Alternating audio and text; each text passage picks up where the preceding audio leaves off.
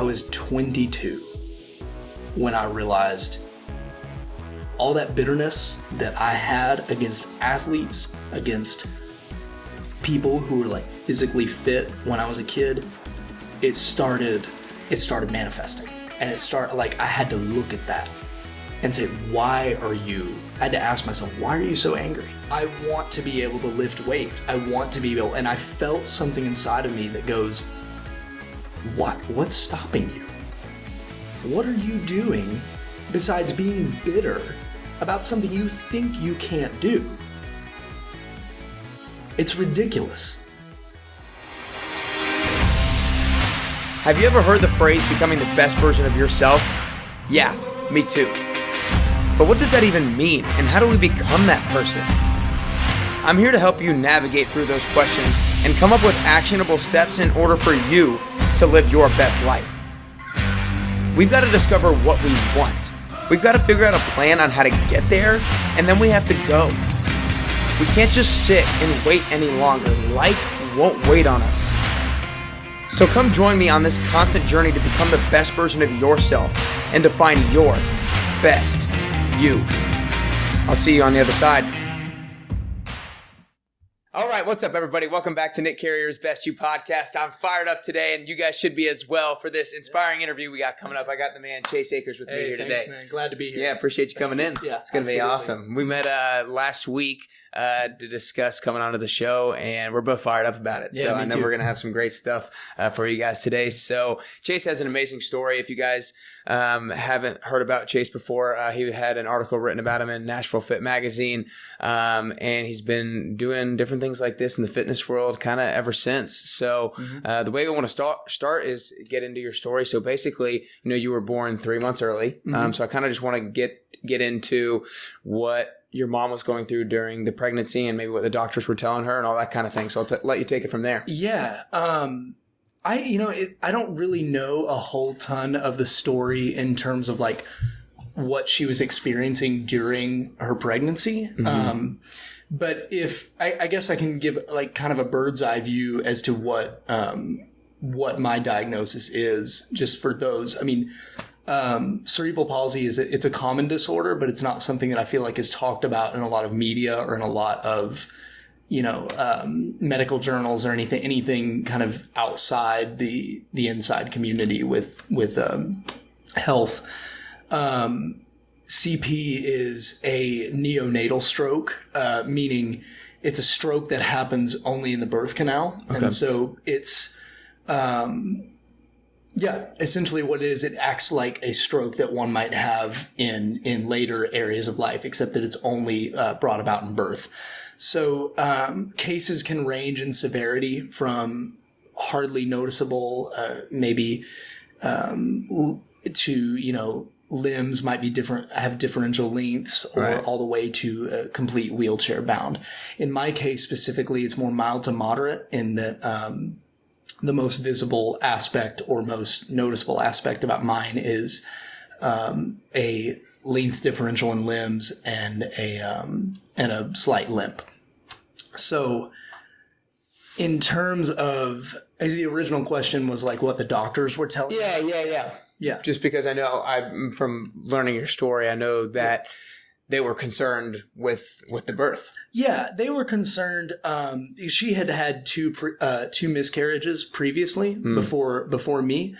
So they were kind of saying like, hey, look, this could be complicated. We don't know yet. And then come up to about 6 months, my mom was telling doctors like, hey, I'm in labor. Like this baby's coming. And they basically were like, no, he's not. Why did she think that she was in labor? Because she was having like regular contractions, and could feel like I had already dropped and like, kind of start. I don't really know the terminology for the body's natural process of beginning labor. But the doctors were like, yeah, her OB was like, no, you're not in labor and that's not happening. And she was like, I swear I am. And right. 2 or 3 days later, they were like, hey, actually you are in labor. Our bad. Sorry. He's probably not going to live. And my mom was just like, yes, he will. She was kind of like, no, he'll live. And they said, well, if he lives, he's going to be alive for maybe a couple hours, maybe a whole day, but don't expect him to live through this because he's 3 months early. And I was weighing at about a pound. Yeah. I'm not really sure. I don't really know about early pregnancies. Sure. I mean, I know 3 months early is obviously super early, but do most people, if giving birth 3 months early, do most children not live?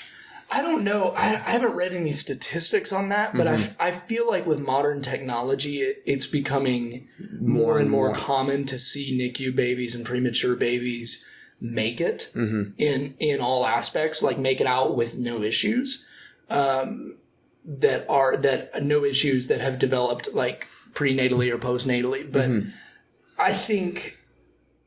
I just think, and this is a speculation, I'm just kind of spitballing. Right. I think with modern technology, we're seeing the more stories I hear about premature babies in the 2 to 3 month early range are making it out just fine. Okay. But again, I don't know that for sure. Yeah. So I'm interested. You said that your mom had already had 2 miscarriages prior. Yeah. Why do you? And then she said she was like confident that you were going to live. Do you think that she was just kind of being optimistic, or what? Why did she really truly believe you would? That was sheer faith.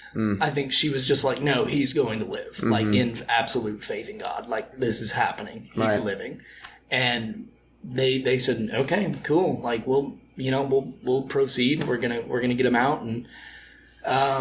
Spent about a month in NICU, maybe 2 months. I can't remember. I mean, obviously, I can't remember what they told me. Yeah. But yeah, I think it was sheer faith. And she just said to the doctors, like, nope, he's gonna live. Wow. Yeah. Okay, so after you spend, the month there, right. you come home. What are your parents going through? What are they told by the doctors that they need to do to keep you healthy? Well, that was interesting because the doctors didn't necessarily know that there would be any complications. Okay. They just sent me home on a heart monitor and like this. Like the way my mom and dad describe it, they were like, you came home with all these ECG, EKG stickers all over you and this heart monitor, and we had to watch you all the time to make sure that you were still breathing, that your heart was still beating for a good 90 days, quite a long time. And I don't think that they were really concerned about any complications. They were just like, wow, he's small. Like I think there was just an aspect of, all right, it is what it is. Like, let's keep moving. He's here. He's lived.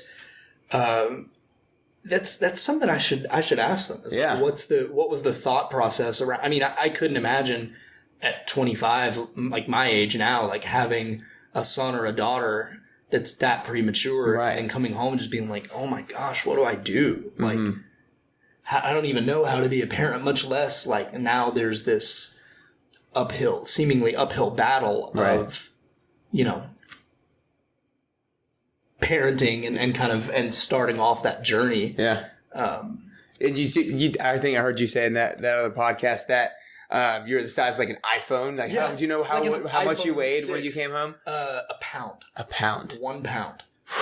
And so, like, good Lord. What's funny is, like, I hear people, like, I'll see an Instagram post or, like, Facebook post, like, beautiful baby girl, like, 9 pounds. I'm like, awesome. Yeah, like, cut that into cool. I honestly, like, can't even picture because I've never seen some child that premature. I can't even imagine what that looks like. Yeah. But, geez. It is, like, when you see NICU babies, it's like a miracle. It's like you're just watching the most beautiful thing ever because it's just the strength that you can see that they're fighting with. And so a pound would be like, and take like any like pound of like chicken, everything, anything like an iPhone 6 would be like about the size of like my grandfather tells the story. He's like, I could fit from your head to your feet ended at my palm. Oh my gosh. And he's like, that was a trip.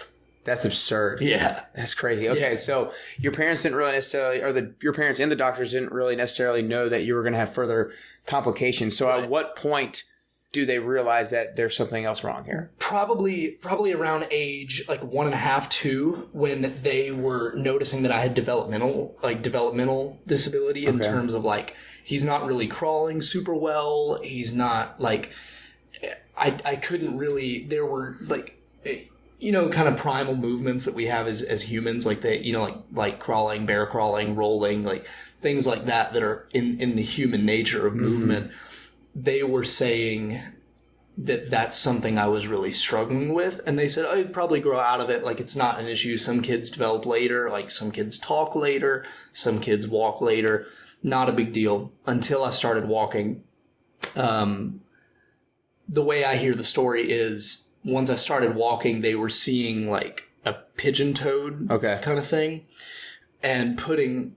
I guess that would be supinating and then weight forward on like the inside toes. I think it'd be pronating. Pronating inside and then weight forward. Yeah. And so that was causing a lot of, they were like, oh, he's walking on his toes. Like, we don't know what this could be yet. It could just be like a bad habit. And then they essentially got around to it. They were like, yeah, that's cerebral palsy. Like, that's what the doctors ended up? Doctors in Nashville said that, yeah. Because I was born originally in Florida. Okay. And we didn't really come to find out that there were complications till about 2 or 3. Okay. And they were like, yeah, that's cerebral palsy. It would make sense why his hips are so tight, why you can't stretch him. His feet don't have a lot of play. Like if you took any of those variables and put them all together, what you get is something that looks a whole lot like cerebral palsy. Okay. And so that was the assumption, the diagnosis. Yeah. And so when they figure that out, are there things like, I'm very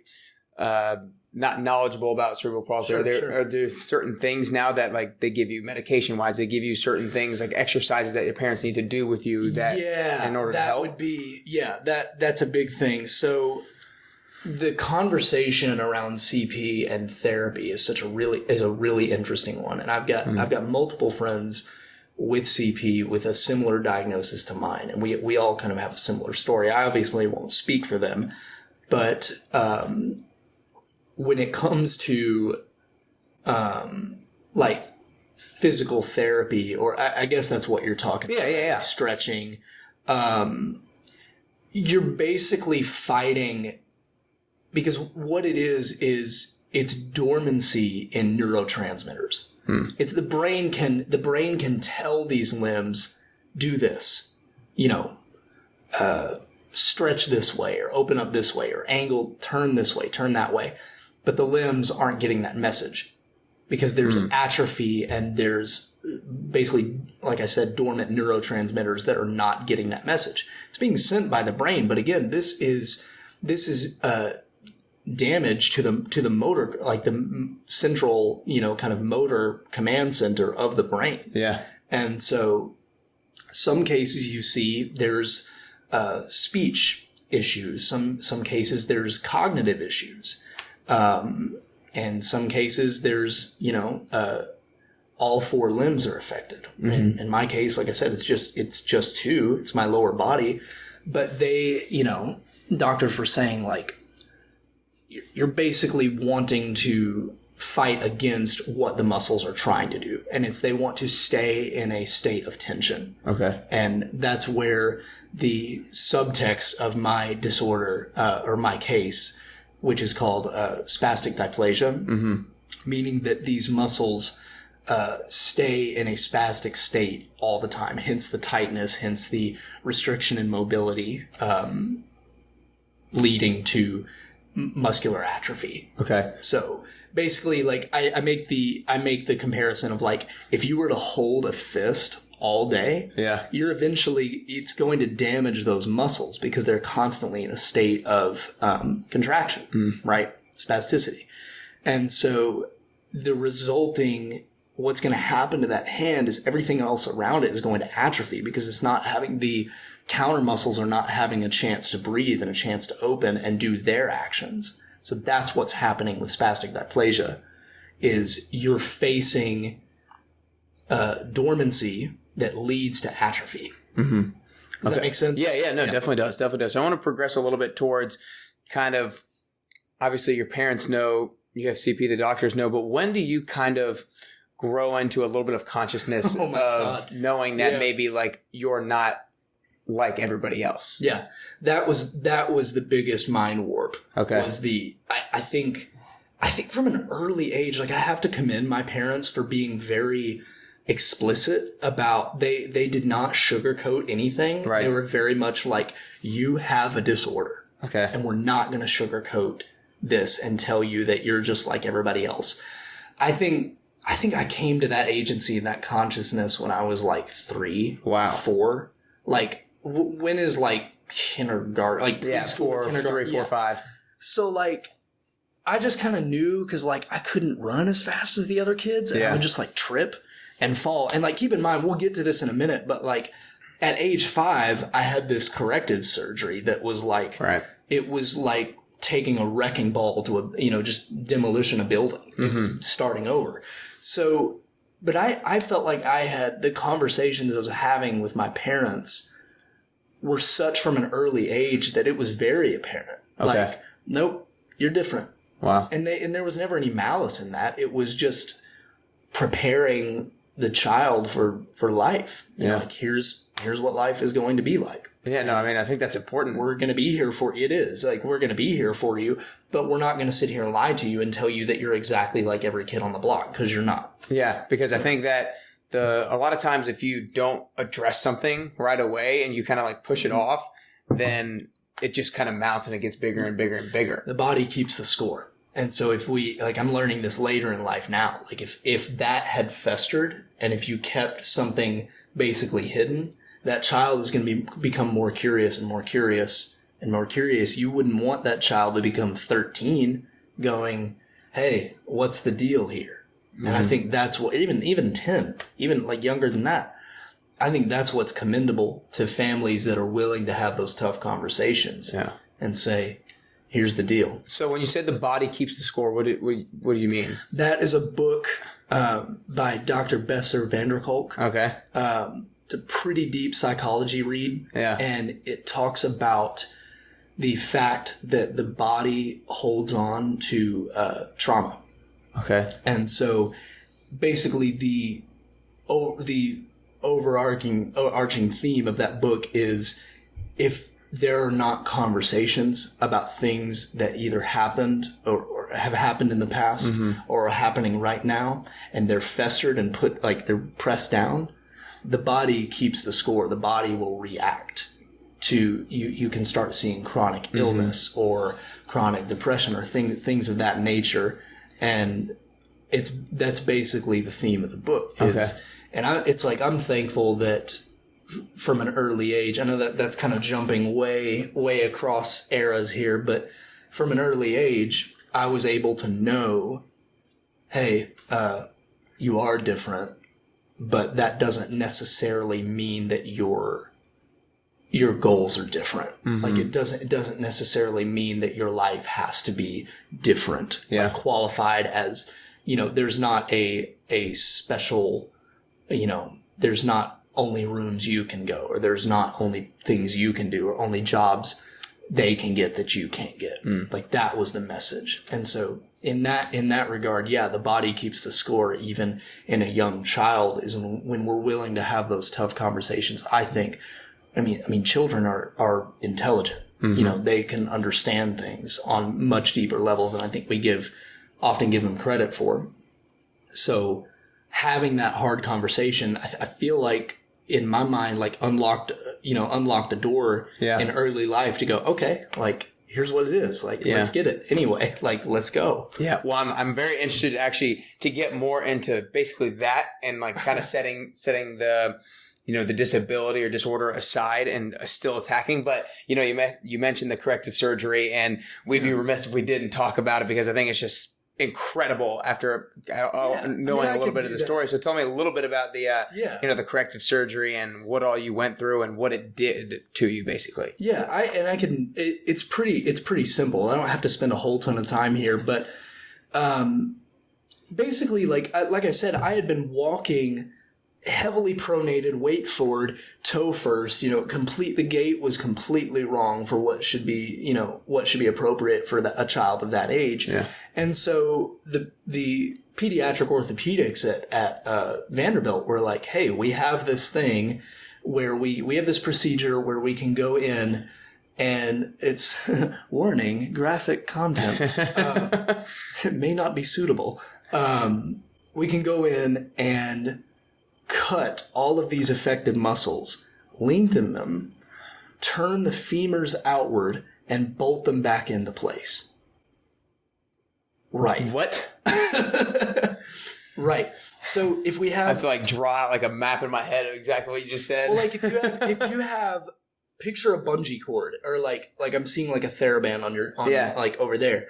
Like if you pull that thing taut and turn it, you're going to have a hard time turning that back to where it should be without loosening your grip on that, right? Yeah. So like the more tension you put on a TheraBand, or the more like tension you put on a bungee cord, it's a lot harder to move that or cut it if there's a lot of tension. So their thinking was, all right, his hamstrings, IT band, glute medius, glute major, all this stuff is super tight, and his feet are turned in and all kind of not working. Achilles, let's just cut all of it and lengthen them. Let's cut at the middle, pull them, and then take the femurs that are turned inward, that are pronating, let's turn those out and re-bolt them where they should be. Is this like a procedure that they do regularly to people who have CP? It is. Okay. That's the weird thing. Is I remember like being 5 thinking like, yo, this is insane. Like I remember even thinking like from a young age, like this is some Wolverine type. Yeah. Like, you probably thought like maybe this is kind of cool. I better come out with adamantium. Like, I better come out with claws and like a whole new skeleton. Right. But it's a pretty regular thing. I have another friend. I have 2 friends who have this exact procedure done. And they do it at an early age for people? Yeah, okay. It's got to be done before the growth plates open. Okay. Or while the growth plates are open. Okay. So once those plates are open, they basically have a better chance of succeeding at that surgery. And so, like I said, muscles are like those tendons, muscles are cut, lengthened, femurs are turned out and bolted back in with these kind of L-shaped pins that have 3 holes on every side. Yeah. I still have them. I've got them in a little cup, but they're about... Wait. Yeah, no, I still have them. Oh my gosh. I can go home and look at them. That's crazy. Look at them. They're these L bracket. They look like something you would mount a door on. Yeah. Like they're these little L bracket with sharp things on the end that were bolted into the major portion of the hip socket. Yeah. So that like those bolts go like they tell me like going into that surgery, like here's what's going to happen. You are not going to know how to walk. You are not going to know your brain is going to reset. Mm-hmm. And I'm just like, I'm scared crapless at that point. I'm just like, and at the same time, I'm scared, but I'm also not like, I'm not, terrified. I just wanted to go through with it. Yeah, you're probably like, I feel like at that age, you're like too young to really know the full ramifications to be like that scared. If you told that to like a 25-year-old, like young working professional, like what? You're going to be down for 2 years. Yeah. You're going to be down for 2 years and you've got to relearn how to walk. Right. And so I was kind of like up for it. I was like, okay, cool. Like this will be, and this is what I told to the last podcast I was on, this will be my reset button. This I'm done after this. Yeah. I'm gonna get out. I'm gonna be like Gucci. Like I'll be fine. and I think my parents and friends just kind of let me believe that, which is fine. I think that was a source of hope. Is that what they were? Is that like what doctors? Is that the hope at the end of the surgery? No, I think the hope is to at least aid in recovery, like aid in kind of moving towards, it's more just quality of life. Like if we can turn your leg muscles outward and let these hips open and we can do that manually, like by a surgery, then let's do it. Okay. But, CP is incurable. It's a permanent disorder. And so even today, 21 years later, there's still things that I'm dealing with that are deep-seated habits of childhood. Again, like body keeps the score. Like it remembers. It remembers traumas. It remembers successes, failures, So I come out of that surgery in a half body cast. I'm just like looking at my legs going, oh my, I can't feel anything. And then boom, Charlie horse. I feel cramps. Yeah. I'm looking, they're like, don't look at the scar tissue. And I just see this massive, disgusting scar. And, there's 8 of them. There's 8 identical scars. And I'm like, all right, this is it. Like, this is the reset button. Like, I'm going to be down for the count for like 2 years. And then I'll come back. I went back to school, like in a wheelchair, loving it. Yeah. So let's kind of go to that time of your life.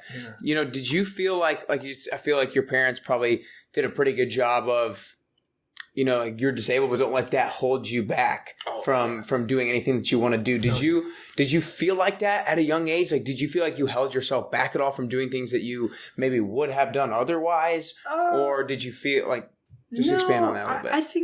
I think there was always like a primal like fear of being like found out. Like that's okay. Something that I am still working on to this day of just like, of being vulnerable and of being like seen in full light of like identified as that person has cerebral palsy. Like, but there was, my parents, they encouraged, I was an animal. They were just like, you couldn't get off the skateboard. You were on the Razor scooter, like going down the neighborhood. That's awesome. Like I would, we had these hills growing up in my neighborhood where I would get on my bike and just bomb. Like once I learned, this is like after I'm obviously recovered, I'm like walking again and having to relearn everything. But they said I just attacked everything. Anything I could get my hands on. I was still like wrestling with my dad with my upper body, just like killing him, because I got so overdeveloped even as a kid. They said I was like pulling myself up the stairs. They were like, you had lats as a kid. Oh my gosh. I would just figure out ways to be mobile. And that's the funniest thing. It's like, you graduate out of the wheelchair into the walker, into, braces, into, crutches and all that. And it just kind of, and I think the process of recovery was that answer to your question of like, did you ever feel like there was nothing you can't do? No, because I was determined, like, dadgummit, I'm going to ride a bike again. Yeah. I am going to play football again with my friends, to, play paintball, army, whatever it was, like whatever we were doing, like I was going to be normal. Yeah. I feel like normal. Yeah, I know. I keep using that in quotes too, because when I met with you, I really like how you say like not disabled but differently abled people. Yeah, because I think if you have that mindset, because I think if you just have like a disabled mindset, you prevent yourself from doing things. But because you just have like the differently abled thing, you still attack everything you want to attack. I totally did. Like there was a portion for me like. And I told Jacob Fazek this over at Barbell Voodoo, like that all sounds like a nice pipe dream of like, I never limited myself and it was perfect. And it wasn't. I became embittered about fitness and about athleticism because I wasn't an athlete at that time. And there were portions of me that were like, this is a child, I'm like jealous of, tall, dark, and handsome kind of thing, like the football thing and like being an athlete and like wondering there's a dark side to it. And that's, I'm looking at these other children going, what is it like to be able to kick the door closed, to walk up the stairs holding something heavy, to walk down the stairs without holding an arm rail. What is it like to, bound up the hill in 4 steps, and skateboard? There was always that kind of deeply curious child that turned you get into adolescent years, like 12 to 17, really.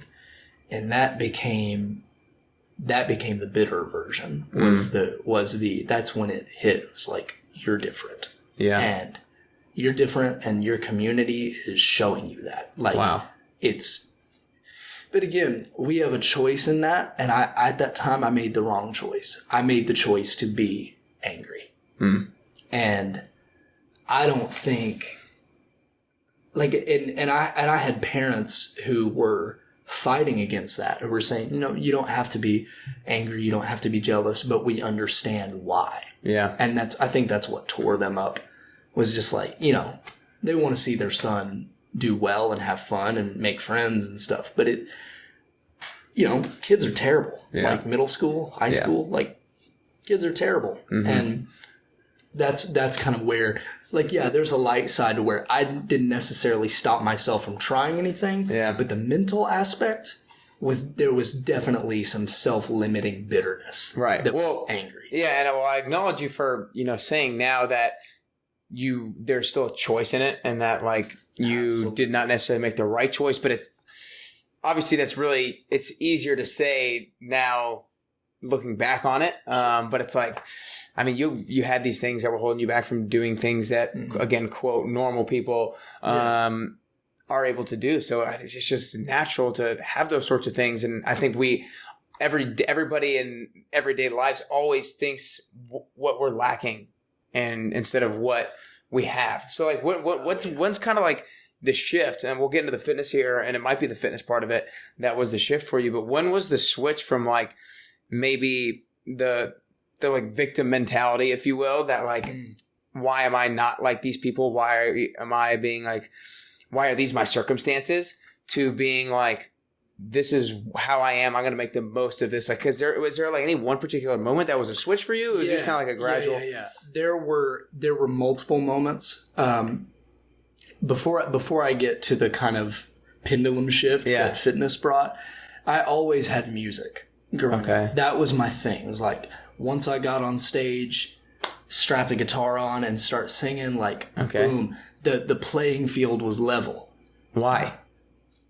Why did that bring that to you? You're creating that. Okay. You're creating, when you get on stage, when you perform, you're becoming what you want to become. Whether that's rock and roll, R&B, hip hop, jazz, whatever. And so it's like, I had this history of, growing up performing, and I would stand for the most part, if, singing, playing, doing whatever. And there was a couple times that I ate it on stage. I've tripped over a cable. Oh, man. And grabbed that guitar, making sure, that's a $2,000 guitar. I'm like, I'm saving that before anything. But there were moments like that. Like, I always had music. And the reason, because, like, you said, why is that? Why does it create that? Yeah, that feeling. It's the transcendent human experience. It's like when you are lost in that flow of, like, I'm creating something that is so much like beyond me. Like, this music is a gift from God. Like, it's the Overtone series. Everything was invented by a creator. Like, you're making that, and it just feels so perfect. And that's when I forget about CP. Yeah. Well, you said it's one of those things that's beyond me because it's a gift, but I truly feel that, like, maybe one of the reasons that you felt that way is because that's when you were able to, like, forget about CP, and you were able to, like, fully be authentically you. And that's when you felt the most alive. Because I feel like a lot of people need to find those different things that make them feel the most alive and make them feel truly authentically themselves. And I feel like that kind of was what that was for you. I mean, I think the luckiest person in the world is like doing something that the world needs that also fulfills them. And, like, that was for me, like, even as a young teen, like, starting my, like, musical, like, really taking music seriously. It was like, I'd get up and play in bands and sing, and like, you're not disabled now. You're not, because I grew up with the mindset. I had this thought running in my mind. oh man, as soon as I turn 18, as soon as I turn 21, I'm going to grow out of this. It's going to be like acne. I can just like proactive this off and be like, I will like grow up and be like super tall and like jacked, muscular. And like 18 comes and it's like, that didn't just I didn't wake up. I did not wake up without CP, which would be dope at the time. Like, would the 18-year-old self, I'm getting to the fitness thing, 18-year-old self was like, that's what I want. That would be super cool if I could just wake up and never deal with this again. Mm-hmm. It's ridiculous, right? That's not until I realized I was 22 when I realized all that bitterness that I had against athletes, against people who were like physically fit when I was a kid, it started manifesting. And it started like I had to look at that and say, I had to ask myself, why are you so angry? You're just angry all the time? About that. Right, the fact that I want to be able to lift weights. I want to be able, and I felt something inside of me that goes, what's stopping you? What are you doing besides being bitter about something you think you can't do? It's ridiculous. I was working at Starbucks. I was working at Starbucks 6 days a week, going to school 2 days a week and killing my body, trying to do all this stuff. I was not muscular. I didn't have any sort of sense of gait or spatial sense or strength. And I'm just like, man, I'm fed up, man. It's like these memories from early life were coming up. Yeah. And I was just like having to ask myself, what is making you so pissed off about people who can be athletes? And I kind of like, I laid down that night thinking, I was like, well, what's the difference other than muscular atrophy, which is a fancy word for non-use? Damage from non-use. What's the difference between me and the average Joe at the YMCA? Yeah. Not a dang thing. And so I was working at Starbucks, and this girl that I worked with was a dance teacher at Belmont, and she was always correcting my posture at I'd be on the register, like, you know, slouched over, or just be like, my hips would be out, and her name was Kate. She would come by and like, nope. Fix that. And she was like, you need to take Pilates. I'm like, that's so stupid. That's like for girls. Like I just, again, like another like ill-informed opinion. Of course. I knew nothing about fitness other than there's a door here and I'm not allowed to go to that world. That's not my world. Because this was supposed to melt off of me when I was 18 or when I was 21, and it still hasn't. So... Yeah. And so did her push give you the confidence to finally go do something? Yeah. So check it. Okay. I'm a senior in college. Yeah. Working like crazy. I'm working at Starbucks 5 a.m. to like 11. And I go to school in Murfreesboro. I'm just like dead physically. Okay. Like I can't, registering for classes, and I need a physical education credit. I'm like, oh God, like what am I going to do? I was like, Pilates 1. I was like, hey, Kate. I like called Kate. I was like, I can either do like ballet or I can do like outdoor running or Pilates. She's take Pilates. Dude, that was the key. I'm telling you, I went to one day and I came up to the professor, the teacher. Her name was Angela Ramos. And I was like, hi, I gave this like great little disclaimer of like, hey, I have cerebral palsy, and like she didn't even let me get the shot out. She was like, oh, great, awesome, welcome to class. Here's what we're gonna do. This is gonna change your life. And it's that same kind of disclaimer that I'd give everyone, like if I was meeting someone and I felt really uncomfortable, like, are they staring? Like, do they need to know? Like, it was trying to throw this like safety blanket of, let me tell you this so I can make sure you approve of me. Okay. Which is, weird in its own right. But I'm telling this to the professor, Angela. And she's like, you know what? Just have an open mind. Like, just be willing to learn. And dude, it didn't take 2 sessions. And I was noticing a difference. Wow. I was doing things, my body was making neurokinetic connections that I had never made before. And I'm sitting there in a class of 60, crying my eyes out. I'm just bawling because I'm doing things that doctors literally said. I mean, that's what they tell you when you have CP is, you know, you can do some physical therapy, have a good life, you know, go about your way, and nothing's going to change. And for the first time, I'm in just like a brand new spring semester. It's like January, and I'm like thinking, it's Pilates. This is so dumb, you know? Yeah.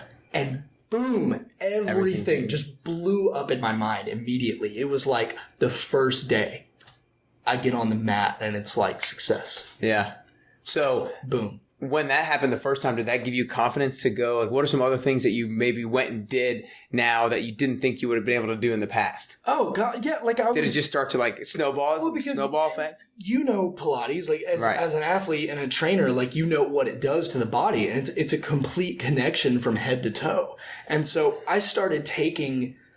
I think the better answer would be I took qualities that were applied on the mat and did them in real life. Like I started lifting things differently, and I started like moving differently, and like it